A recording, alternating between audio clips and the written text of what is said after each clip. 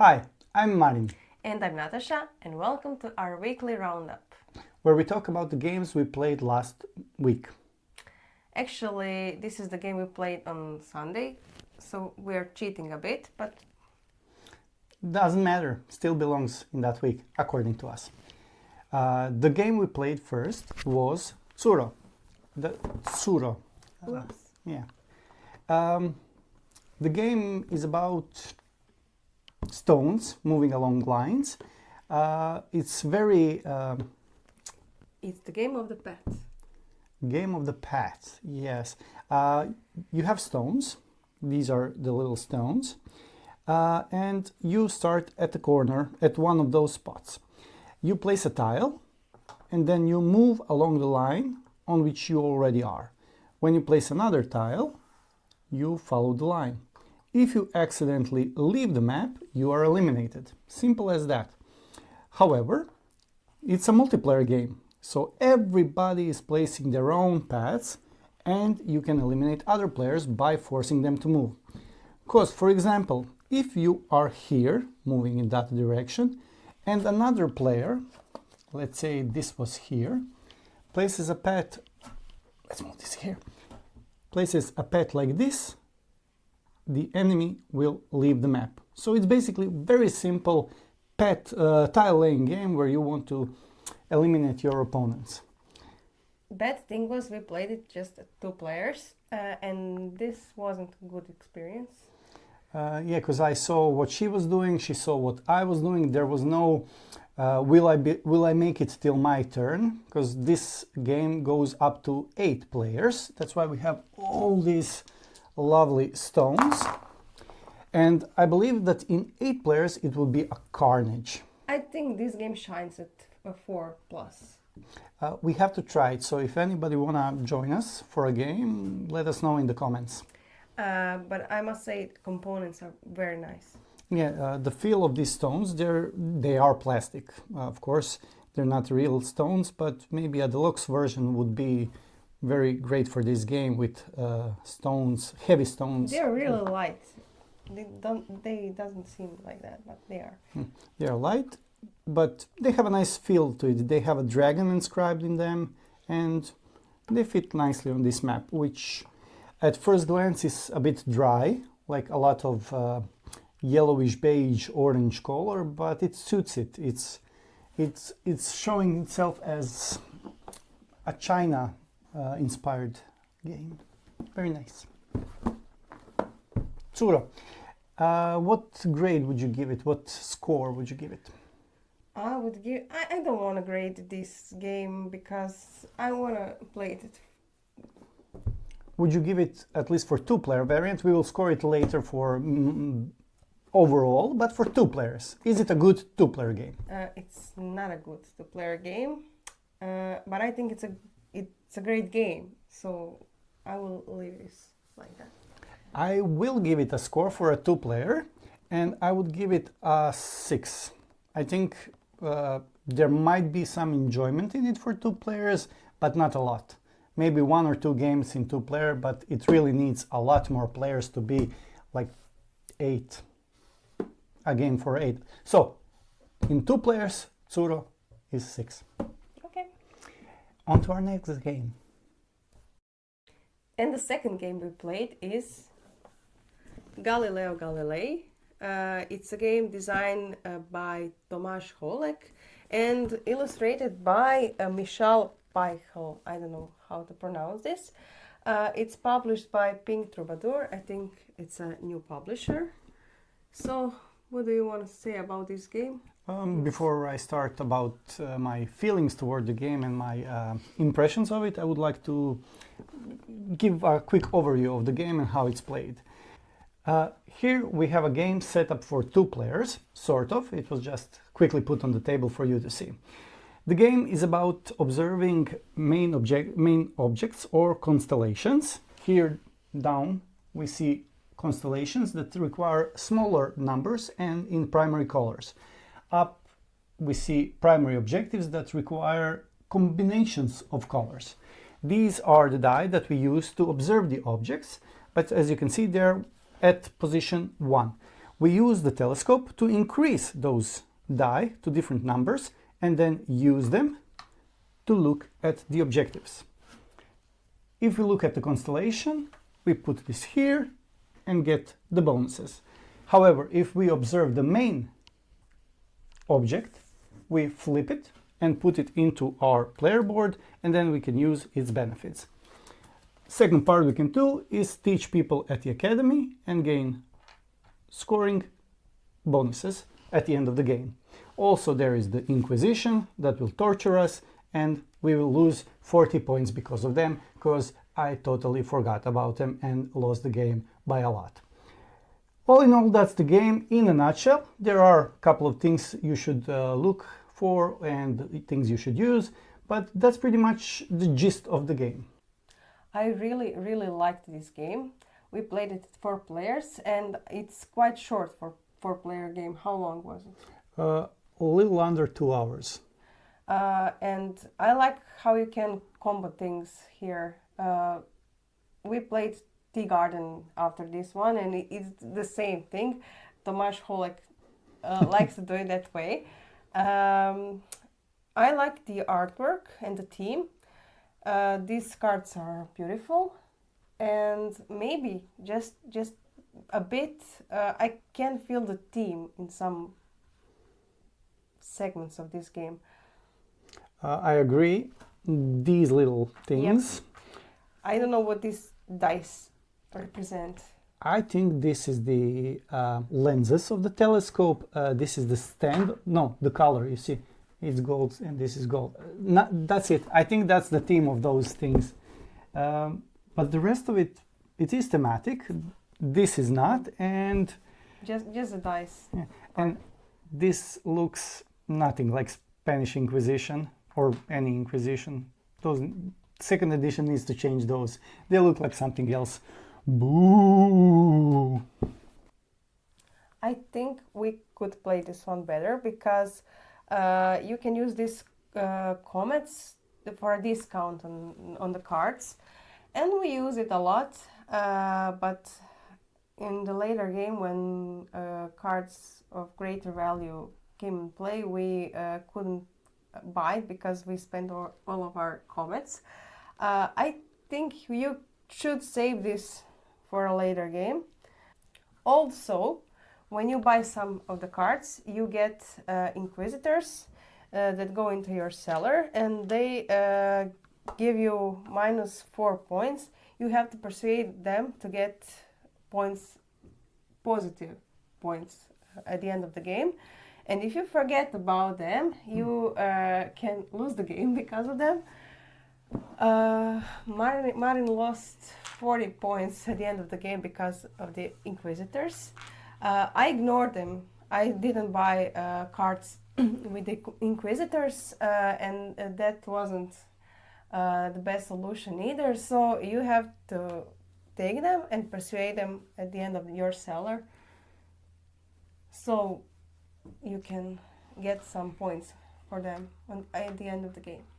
Yeah, I agree. They are represented as something bad in the game, but you can actually use them for good if you get them, and don't wait entire turn to move them into the positive sector. You can get a lot of points and then move this one into those fancy points options spots. 10 points for this guy if he's here. Mine was here and these were here, and that's a lot of negative points. I wouldn't say I would be first without them. I would be probably second with 60 points. But then when calculated how many minus points did I get, and I was at 14 points. And I lost the game by a lot. Yes, but we really like this game. Yeah, everything is so interconnected. You have to look out for everything. If you move this here and do this, then this will go up and this will buy. You will buy it, and then you will get here, and then you will move. You will get this and this, and everything is connected, and everything is awesome. It's very satisfying when you can chain up some of those moves. Yeah, some of those chains and combos reminded me a little bit of Clank. I love to play like 10 cards during a turn, at least 10, 15, oh my god, that's the best. Here is the same feeling. If you manage to get 4 bonuses and 4 points and move these guys here, everything in a single turn, great. Also, we didn't mention you can play like Galileo Galilei, but also there are some other astronomers, Edmund Halley. That was also the promo from Essen, like Halley's Comet. And there are many others inside. You can look you can look those for yourself. With all that said, I have to give it a solid 8.2. It's a great game. I would love to play it any day. You're very generous. I would give it 7.7. It's a great game, but there are better games. I'm a little bit strict maybe. I liked it, but it's a 7.7 for me. Very nice. Next. And the next game is? The next game is Intarsia. Game designed by Michael Kissling, who designed Azul. We didn't know that when we played it. Yeah, and it was quite a shock / surprise, because we were playing it and it felt a bit like Azul, some part of it. And then we said, let's Google the designer, and of course it was Azul. So that was very nice surprise. So what can you tell us about the game? Well, first of all, I would like to show you how it's played, just a little bit, and then we can talk and tell you how we feel about the game. So let's get back to our setup. Here we have a setup for 2 players with our player boards for each character, our objective tiles, and our scoring track, plus some quirky little things that I will explain a bit later. You need to build out this floor of Café de Paris, if I pronounce that correctly, by discarding cards. 1 card to build the outer circle, 2 cards to build the inner, center, and then the table. Tiles look like this, and they are slotted like this. And this technique is called Intarsia, I think. Combining different type of wood. That's probably correct. I have no idea what Intarsia is, so I'm keen on believing you. But this looks amazing. And then you score points. Here are the tiles. You see, I built the green ones up until the table, and now I'm allowed to take this tile and place it here and score points and move along this track. However, while I was doing that, I also scored this one. If I had 2 of these, I would score this one, etc. In 2-player games, there is only 1 tile. In 3 or 4 players, there are much more. So there is a lot of scoring opportunities. When you build these connectors, which are very expensive, or the innermost table, which is also expensive, you get this bonus. You move and get all those cards. Wherever you move, you can move 1 or 2 spaces. So it's in your best interest to plan out in which order you want to do something and get the cards you need for doing that which you want.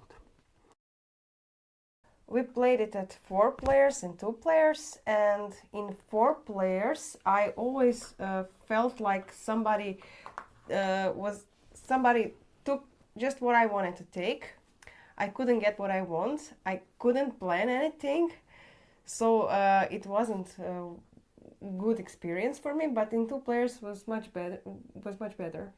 Yeah, 2 players is a lot more structured and you can plan things.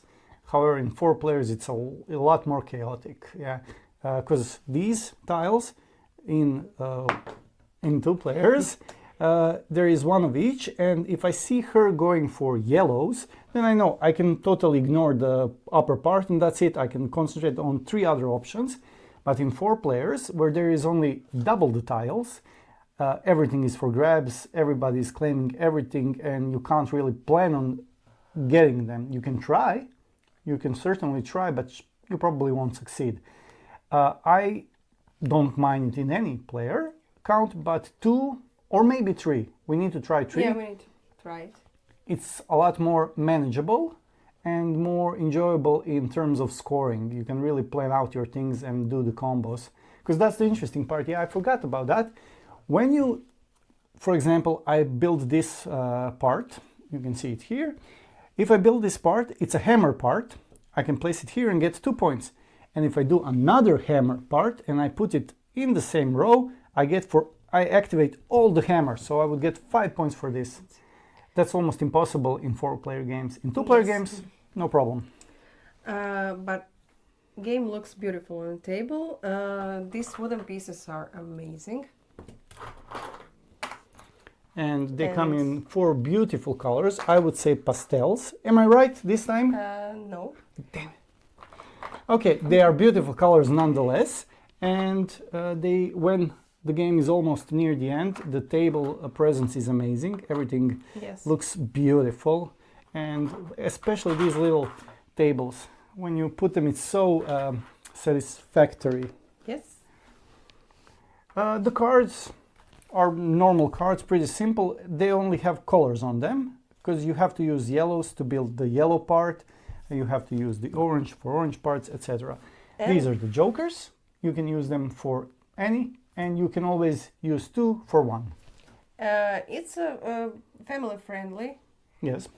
But the other side of the board is advanced variant. Advanced variant, yes. It's a little bit trickier and meaner. Yeah.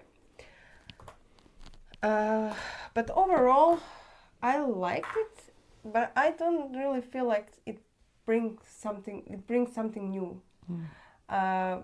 If I have this game and Azul, I would always choose Azul. If I have to choose one of them. Would you mind having both in the collection? Of course not. This will be played, but Azul is maybe a little bit better. Yeah, Azul, I think I wouldn't say his one-hit wonder, but it's most certainly his 16th Chapel. The game is so elegant and amazing and quick to play and quick to learn. This might have a little bit more teaching to it than Azul. I can teach Azul anybody in 2 minutes. This takes a little bit longer, not too much. And the B-side is a lot meaner because you can lose out on many points by not carefully planning. This side will work itself out. This one, not so much. I'm missing some variants here because I'm feeling you are doing the same thing all over again in this game. Azul is much better in this. Probably the arc of the game, because it's always, I wouldn't say the same. You get a little less options during the game, but you always have stuff to do. In Azul, you have to plan out taking what pieces where to put them, and when you get negative points, it's your fault. Here, there are no negative points. And that's maybe the fault of it. It needs a little bit of punishing to make it really stand out. But try it, it looks beautiful. And the components are really nice to play with. They are light. Very light. But very nice to handle. I would give it a little bit lower than our previous game, so I would say around 7.9. It's very fun. I like it. I like it a lot, but it's not good as Galileo. You are generous again. No, usually I'm the generous one. What's happening? I don't know. I just like it. Maybe it's the cult of the new, because those are all our Essen purchases, and I really enjoyed playing them. We'll see. I will update my scores from time to time, but for now it's 7.9. I would give it 7.2 for now. That's it. Let's go to our next game. Yeah. And the next game we played is Kelp. Game by Carl Robinson. It has a tagline, Shark versus Octopus, or is that a subtitle? In any case, it's a game about shark versus octopus. It's asymmetrical 2-player game. And I will show you how to play it briefly. So just a quick overview. Here we have a game set up for 2 players, which is the only player count that you can play it, but usually it should be between the players on the opposite side of the table, because it's a hidden movement or hidden placement game in which octopus needs to hide in these cubes and the shark needs to travel and eat the octopus. I will show you how to do that very quickly, very fast. The octopus is playing a deck building game in which they will play cards, buy new cards and put in their discard pile, then it would shuffle them and play them again, draw them, play them, etc. To play the cards, sometimes the octopus needs to put down the blocks and show the shark player what's hidden. During the game, the octopus will have to show itself, maybe to eat the food or maybe to escape or something like that, and in that moment the shark will know where it needs to go. But it's not so easy to go there. The shark is playing a dice drafting game with some special powers. At the start of shark's turn, shark will draw cubes, roll them and use them to move and to search and to eat. Blues are for moving, yellows are for looking at the tiles, and the red ones, which are very rarely drawn because there is only one in the dice pool, is drawn and it's used to eat. Every time you miss, it goes here, and if you fill this bar with dice, you die, you starve. However, if you manage to chomp on the octopus, then it goes into a sort of rock, paper, scissors game in which players will choose one of their 4 cards. You can read them, but they are color coded: red, yellow and green. The shark plays one, the octopus plays one, and if they are different or the same, something happens. In this case, the octopus would lose, but in any other case, the octopus would escape.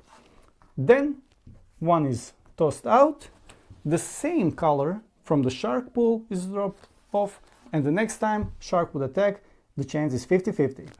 If the shark attacks 3 times, it's a guaranteed catch. So that's the fast overview, and based on that, what would you say, who has the better chance of winning this game? At first, I thought it would be a lot easier for shark to catch the octopus because there is only 9 pieces, and he would find octopus easily. But I was wrong. I was really wrong, because when you use your cards and hide your blocks, shuffle them, it makes a lot harder for shark to find you. Maybe if he has a really good memory, he could keep a track of you, but it's not that easy. So we have one win. One win, and that was the first win of the shark, and it was on the last moment of the game, because if I remember correctly, I was playing the shark, and this was the case. I could only attack one more time, and I was dead if I didn't catch her. I attacked, and like I said, this rock, paper, scissors thing, I played the red one, and she played the red one, yes, and I lost. So it was a bit luck of the draw. That's the only part where the luck plays a big role in this game. When I played as a shark, I was sure I will catch him, but I didn't at the end. He managed to escape because you think you will remember where is octopus, but you don't. It's a very tricky, as you said it, and it's very fun. I loved it. What do you think? I will show what I think about it. Yeah. Give me this bag. So this little thing is the bag that octopus has, and like she said, you think you will remember where everything is, and one of the basic mechanics is you can swap 2 tiles, so you don't do it fast, so you know, okay, octopus is here, let's switch it. Oh, it's here, I'm gonna go travel here. It will take me time, but I will eat it. However, what happens next is the card.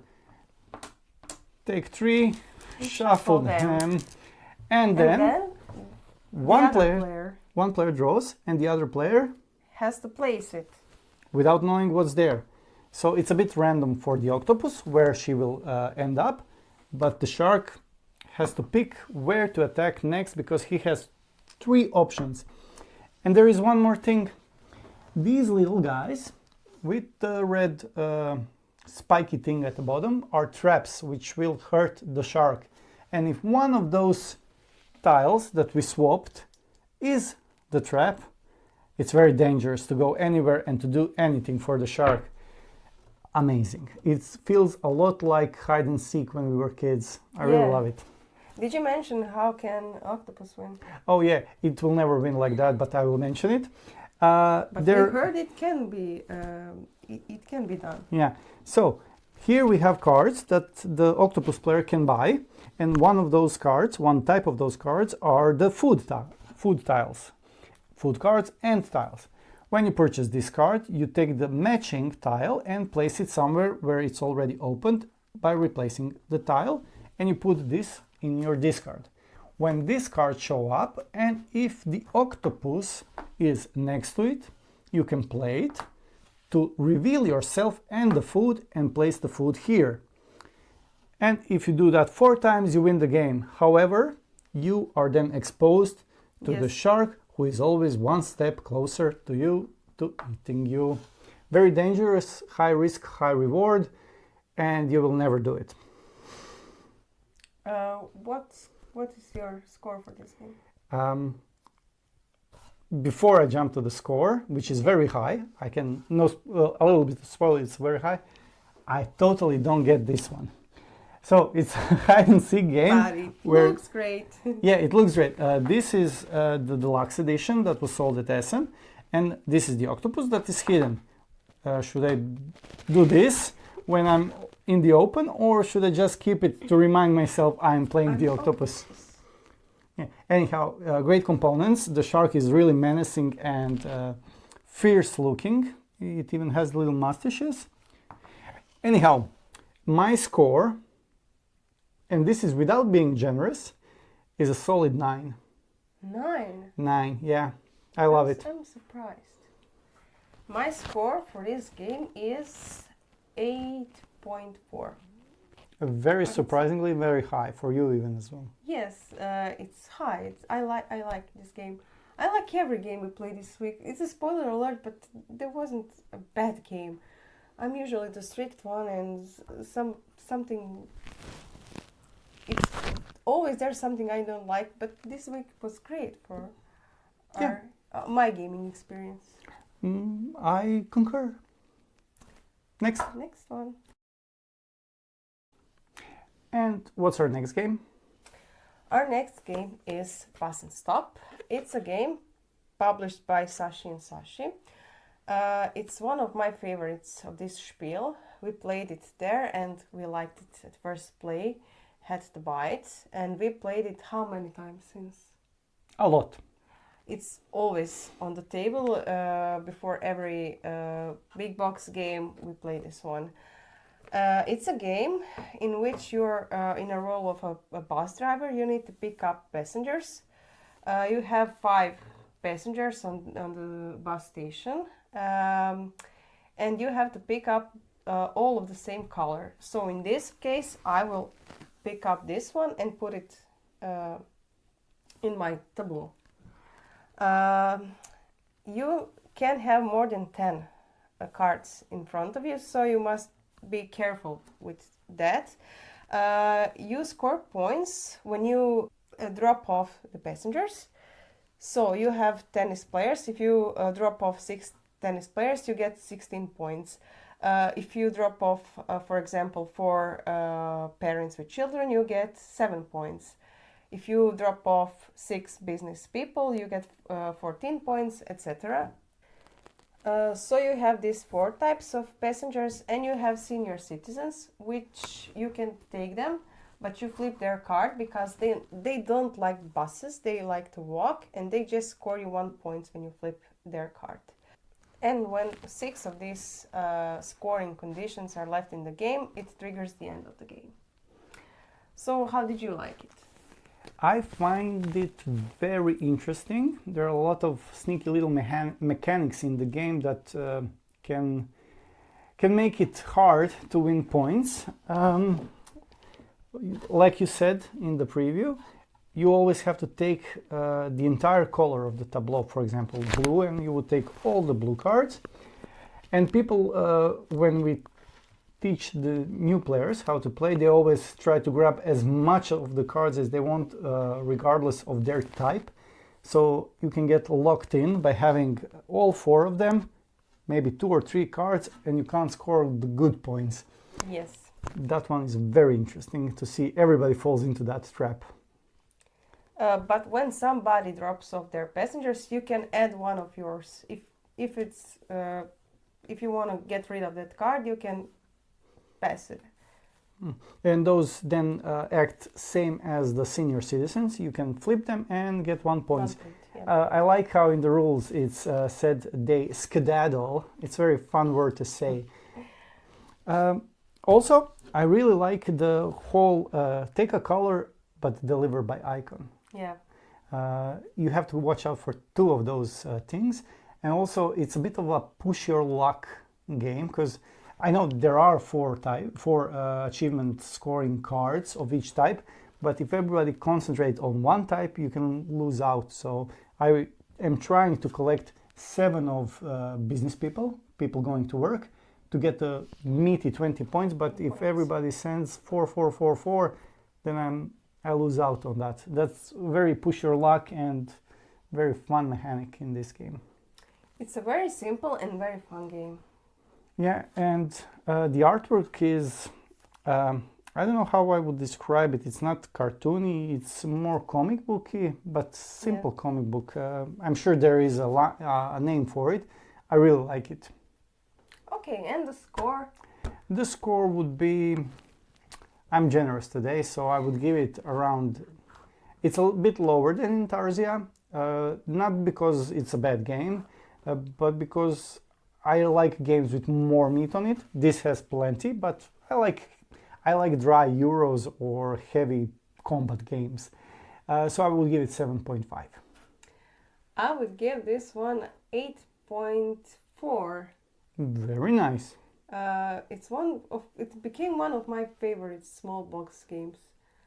I liked it. I like it very much. Very nice. Okay, next. Next. And the next game is Plot Twist. We don't have it because it was our friend's game. It was Cascadero by Rainer Knizia. Can you tell us something about the game, as you usually do? I can. This is all from memory. I won't even look at the pictures of the board or anything like that, so if I make a mistake, please forgive me. The game is about influencing cities by placing little horsemen. They're called envoys in the game. If you put one next to a town, does nothing, but if you have a lot of them, 2 or more, then you get a point, if you're the first to the city. If you are second to the city, you get 2 points. Third to the city, again, gets 2 points. There are scoring achievements, which you need to do to get the points for the victory, like connecting 2 blue cities, connecting 2 yellow cities. There is achievement on collecting all 5 different cities. There is an achievement for, I can't remember all of them, but there are different varied achievements. And there is also tracks. For each color that you influence, you move up the track and you get points or other benefits on that track. And that's it. Once a player reaches 50 points, the game is over. Yes. What do you think about the game? Well, at first, when you start the game, it looks, this will be easy. But later in the game, it looks like somebody took all the components from the box and just throw it on the board. And there's a lot of things happening there. Yeah.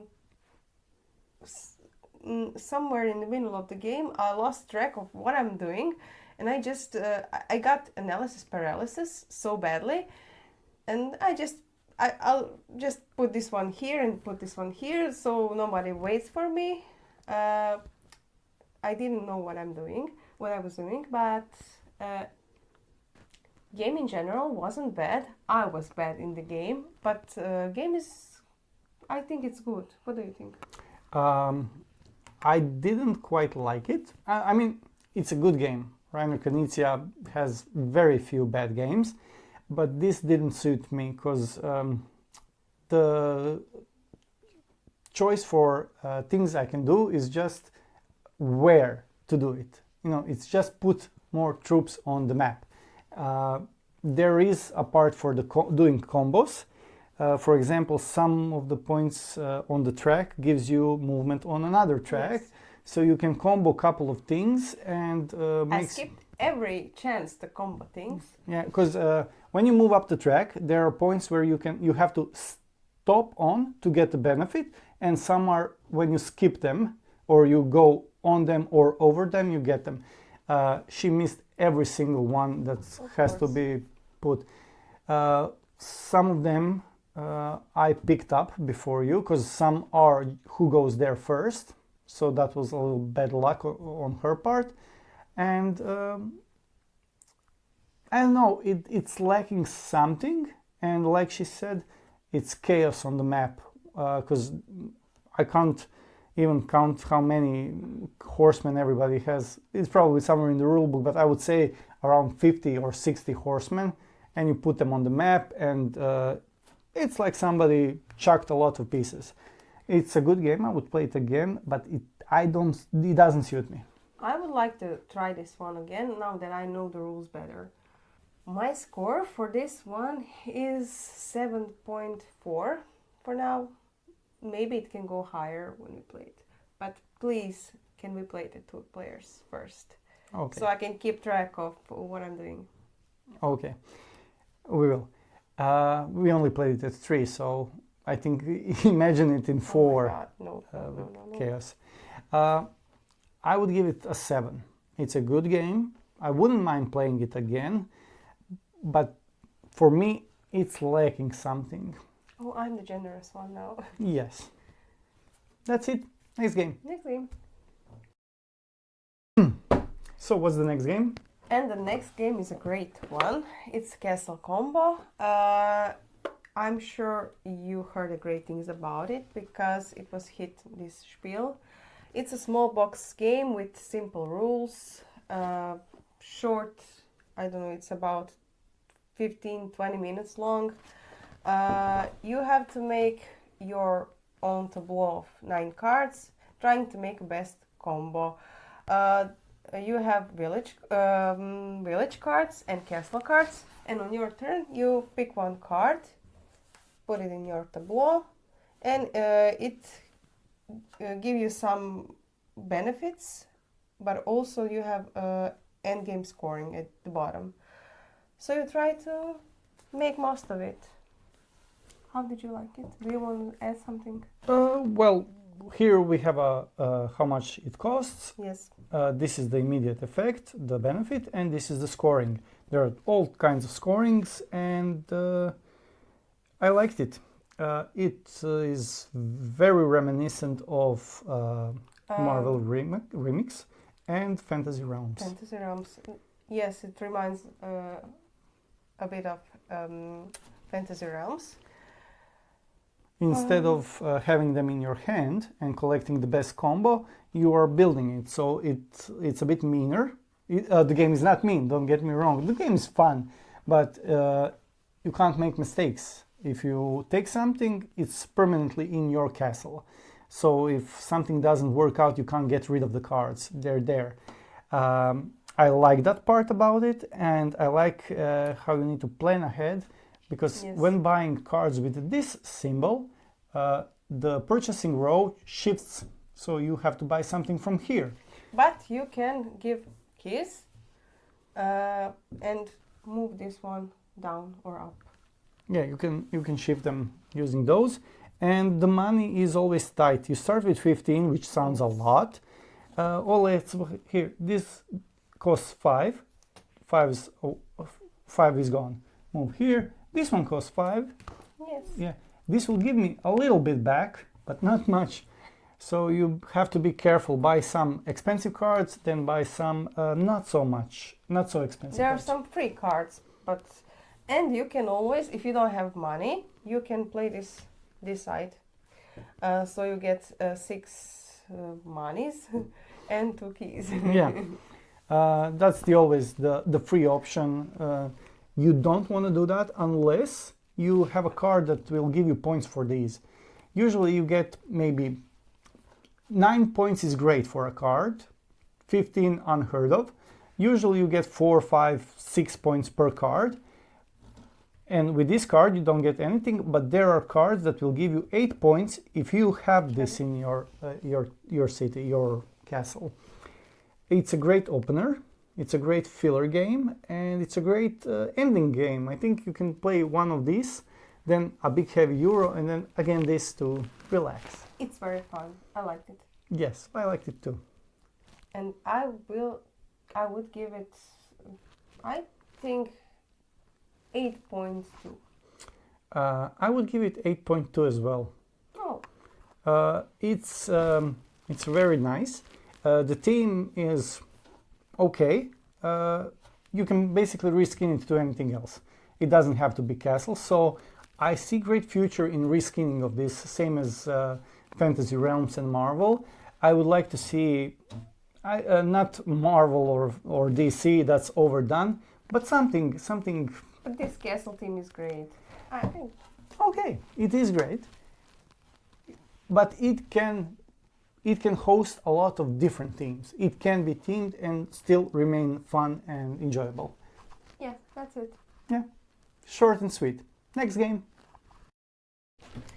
And then we played my favorite one of the week, game by Tomáš Holek.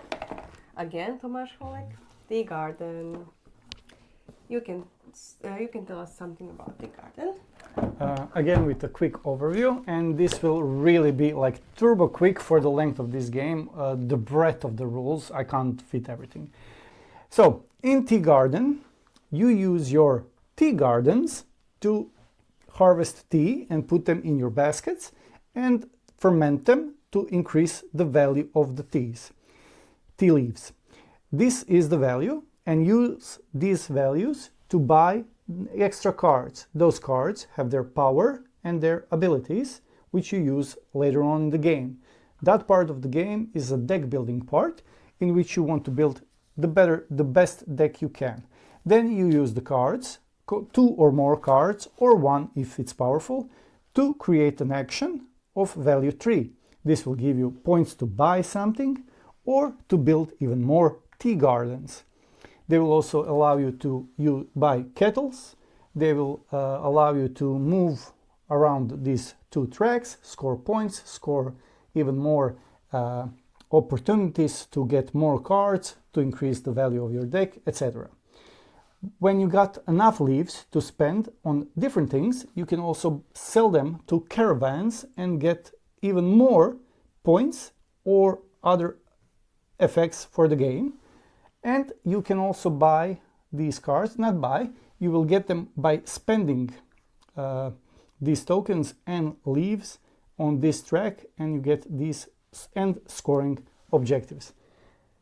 This is really quick overview, and I didn't tell you half of it, but it would be exhausting because it's such a good game, and it would be a shame for me to explain it badly. Go and check somebody else's good explanation, because it's worth it. Yes. It's really worth it. Like Galileo, you can make some great satisfying combos here, so that's the best part of the game. We thought it would be very easy when we started it, but then it became a lot more strategic and complicated, and we liked it a lot. I wanted to ask you, did we find out what the action execution is? No. Maybe it's using your cards for action points. Maybe it's that is it. That could be it, but it's still a strange... It's a mystery so, we can solve. The rulebook or the back of the box, it says it's deck building something and action execution game. Game mechanisms of deck building, resource management, and action execution. But I think it's using your cards for actions, maybe. Maybe. We'll have to ask Tomáš about it. He probably knows what's Tomáš, pardon me, what action execution is. I would like to say one more thing about the arc of the game, because it's what set it apart from other games we played this week. Most of the games, as you go, they're practically the same from start to the end, which is good, which is bad for some games, but it was okay for all the game. But this one The game is played over 5 rounds. First 3 rounds were 10, 15 minutes maybe. Fourth round was 45 minutes and the last round was an hour maybe. So 2 hours maybe for the entire game, but most of that was in the 5th round because you got everything, you have enough leaves to do stuff. To buy some great cards. Yeah, which mine weren't so good because my tea leaves were at 5 and all the cards were needed tea leaves of quality 6. So I was stuck, but still I had a lot of fun and I had a lot of things to do, which made it a very satisfying play. You have this track, you have this river where you move, you try to build your tea gardens.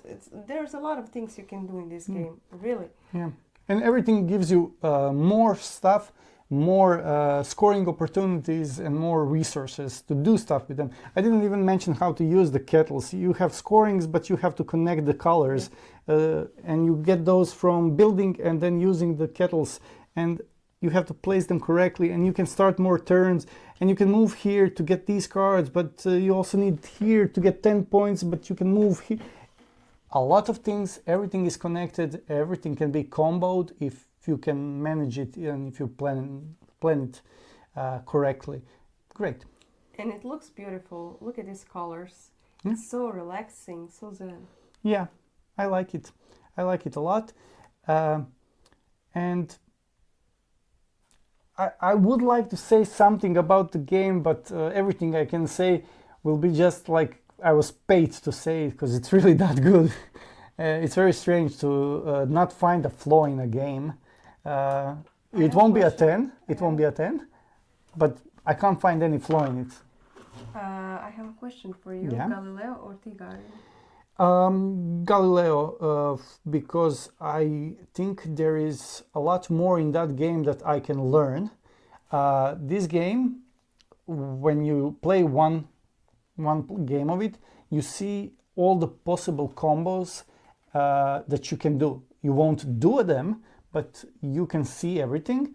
And now I'm planning on how to play the next game in my head. I know I'll try to jump areas to get as fast as I can to these high scoring regions. And Galileo, I still don't know the optimal way to play it, and I'm very intrigued by it. This is also a high scoring. I might even give it a higher grade than Galileo Galilei, almost for certain. But I want to learn more about Galileo. You? Tea Garden for sure, but I will choose both. Because I can. I mean, this is a big table. We can play Galileo here and Tea Garden here. And for the scoring, I would give it 8.6. It's the best one for me this week, definitely. Very nice. I will give it 8.8. Let's see how I need more plays to see if the score will go up or down, but 8.8 is very great and I like it and looking forward to playing more of it. Yes. That would be it for this week. Yeah, it was a great gaming week. I would like to have more of those weeks, and I hope we get to our Essen Hall as soon as possible because I'm looking forward to a lot of them. We didn't mention we also played 2 prototypes of our friend, Yes, who designed Speculoos, and those were great prototypes, and we are looking forward for playing both of them. Yeah. Yes.